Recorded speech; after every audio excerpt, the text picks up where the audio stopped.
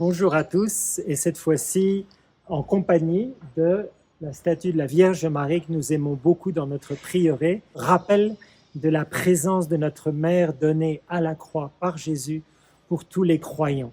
Quand Jésus a dit à Saint Jean, juste avant de mourir, « Voici ta mère » et à Marie, « Voici ton fils », c'est pour que vraiment nous recevions ces deux cadeaux de Jésus, son corps et son sang, et puis sa mère, comme les plus précieux trésors de notre foi chrétienne.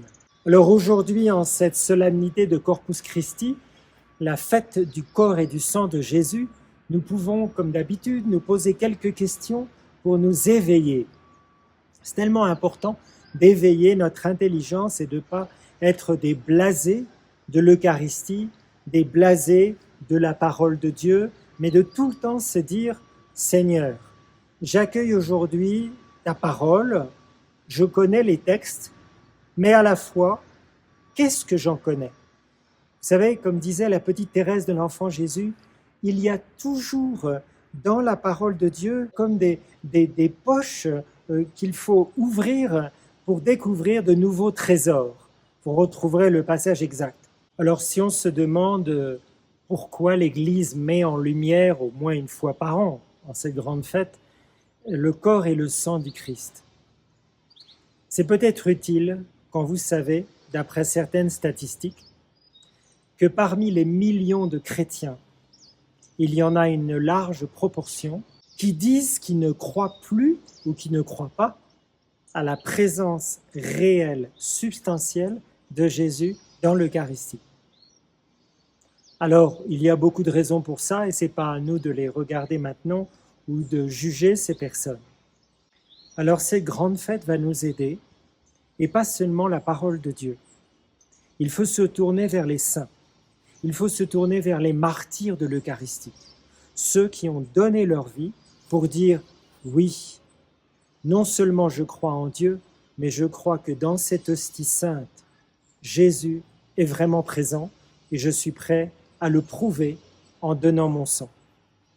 Et je suis prêt à donner ma vie pour manifester qu'il est là. » Alors moi, ça m'étonne toujours quand je pose la question aux enfants, par exemple en catéchisme, les enfants, qui aiment beaucoup aller à la messe? Levez les mains. Et puis après, je pose la question. Est-ce qu'il y en a parmi vous qui trouvent la messe ennuyeuse? Alors là, il y a pas mal de mains qui se lèvent, vous savez. Pourquoi on peut dire que la messe est ennuyeuse? Est-ce que c'est la messe en elle-même qui est ennuyeuse? Est-ce que c'est la répétition des mêmes prières?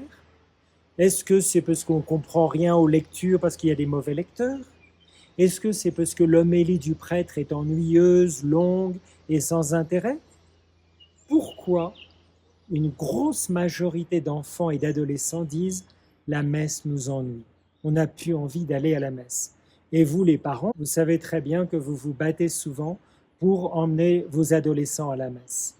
Alors, que faut-il faire? Grande question pour les parents, pour intéresser vos enfants à la messe et quelquefois vous-même, honnêtement.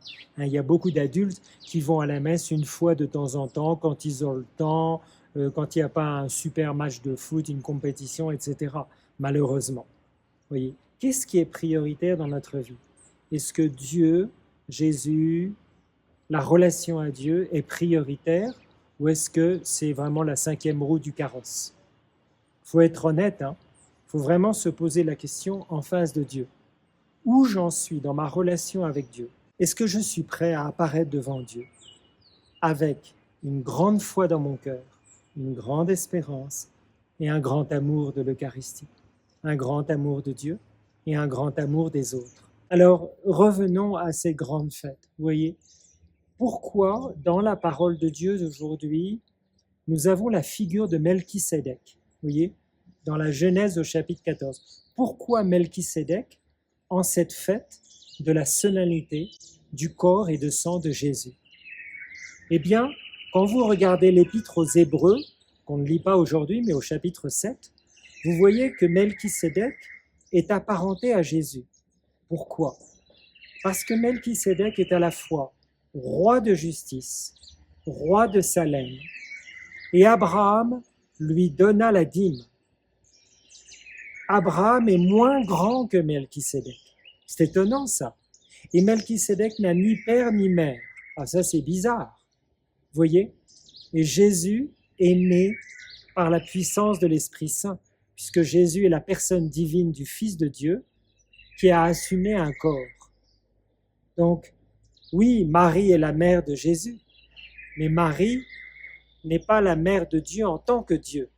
Elle est la mère de Dieu en tant que Jésus est Dieu, par l'union hypostatique des deux natures. C'est ça la différence. Et c'est pour ça d'ailleurs que l'Église catholique nous invite à célébrer Marie, Mère de Dieu, le 1er janvier. Mais ce n'est pas Marie, Mère de Dieu en tant que créateur, c'est Marie, Mère de Jésus, qui, en la personne divine du Fils, unie au Père, a créé le monde. Donc Marie n'est pas mère de 50% de la personne de Jésus. Il n'y a qu'une personne, mais deux natures. Vous voyez, c'est complexe. C'est pour ça que c'est un grand mystère et qu'on ne peut pas comprendre, mais on peut adhérer par la foi.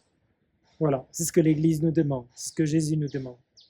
Alors, cette figure de Melchisédek est une préfiguration de Jésus.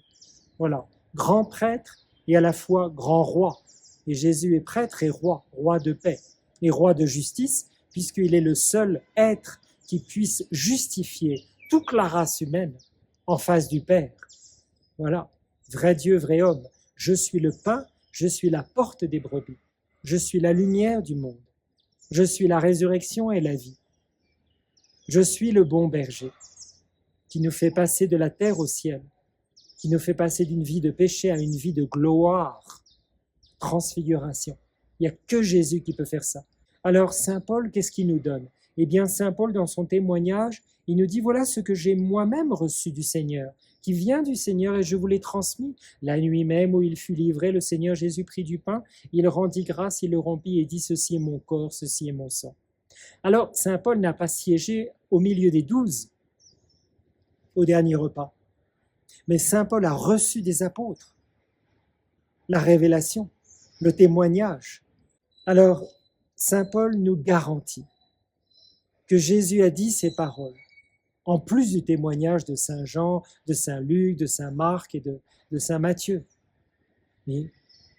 Et puis, dans l'Évangile, de la multiplication des pains tel que Saint Luc la raconte, c'est pour nous faire comprendre que Jésus est avec nous jusqu'à la fin du monde et qu'il a décidé de rester présent parmi nous à travers le don de son corps et de son sang qui va être dispensé à travers le monde, aux quatre coins du monde, par des prêtres catholiques, catholique veut dire universel, par des prêtres ordonnés dans l'Église et qui ont le pouvoir non seulement de pardonner les péchés, mais de nous donner la présence réelle de Jésus en redisant ces mêmes paroles, « Ceci est mon corps, ceci est mon sang », sans changer les paroles de la consécration. Voyez, on n'a pas le droit de changer les paroles. On n'a pas le droit d'interpréter en disant « Oui, Jésus, il parlait symboliquement. En fait, c'est un symbole. C'est juste un mémorial. » Ah bon? C'est juste un mémorial. Ah oui? Alors, les plus de 100 miracles eucharistiques répertoriés par Carlo Acutis dès l'âge de 13 ou 14 ans, ce sont des symboles peut-être? Quand l'hostie est devenue corps et sang, ah, c'est un symbole? Vous savez bien que non. Mais malheureusement, on est très faible dans notre foi. Et le Seigneur nous aide en nous donnant non seulement les apparitions de la Sainte Vierge pour nous aider, mais aussi des miracles eucharistiques. Parce qu'on est faible dans la foi. Mais souvenons-nous de la parole de Jésus à Thomas. Thomas, tu as vu, mais heureux ceux qui croient sans avoir vu. Alors entrons dans ce mystère de foi d'après les paroles de Jésus. Entrons dans le mystère d'espérance. Je suis avec vous tous les jours jusqu'à la fin des temps. Et entrons dans ce mystère d'amour, parce que nul n'a plus de plus grand amour que de donner sa vie pour ceux qu'on aime. Et les martyrs de l'Eucharistie, il y en a un paquet comme Saint Arcisius et plein d'autres, ils passaient leur temps près de Jésus, Charles de Foucauld et bien d'autres.